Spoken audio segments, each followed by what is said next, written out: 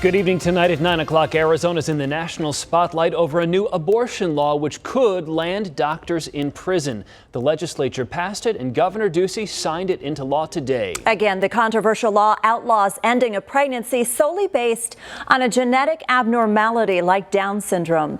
Our Brianna Whitney is here now to break down some of the details. And we know, Brianna, you spoke with people from both the pro-choice and the pro-life camps today. I did. There are a lot of opinions on both sides of this, and Governor Ducey says he signed this bill because every life has value no matter their genetic makeup. He views this as protecting children, and while some are hailing this a win, others say this bill goes way too far or doesn't do enough. Performing certain abortions can now land you in prison, and opinions are flying on both sides. This bill doesn't do anything to essentially stop abortions in the state of Arizona. It truly is another step in trying to outlaw abortion altogether. SB 1457 will now make it a Class 6 felony for doctors to perform an abortion solely due to a genetic abnormality, including Down syndrome. That means doctors could go to prison for up to 2 years.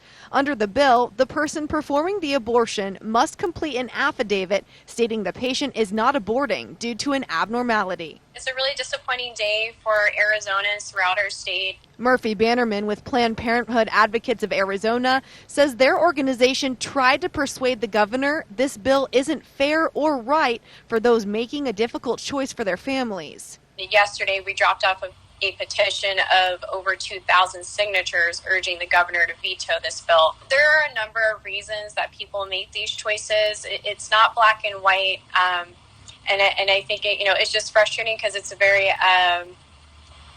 it's using the disability community really as a pawn. On the flip side, pro-life pastor DURBIN with Apologia Church says this bill doesn't go far enough at all, only protecting fetuses with abnormalities from abortion, but not others. We think that all humans deserve protection, justice, and dignity, and we wanted to see something of equal protection for all humans. DURBIN says even though some pro-lifers are celebrating this bill, he believes it's doing a disservice to any Arizonans who believe abortion is wrong altogether. This bill was not courageous. I would actually call this bill an act of cowardice, and I would also call this bill a treacherous bill because it actually worked the opposite direction in terms of where pro-lifers say they want to go.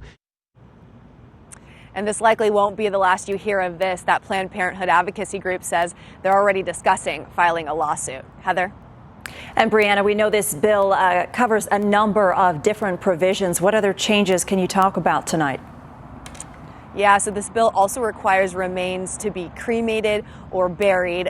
Abortion-inducing medication can no longer be mailed, and this blocks any state money from going to organizations that provide abortion care. So there is certainly a lot to this. Absolutely, and you mentioned we're not going to hear the last of this. Challenges are expected, so we'll continue to follow it. Thank you so much.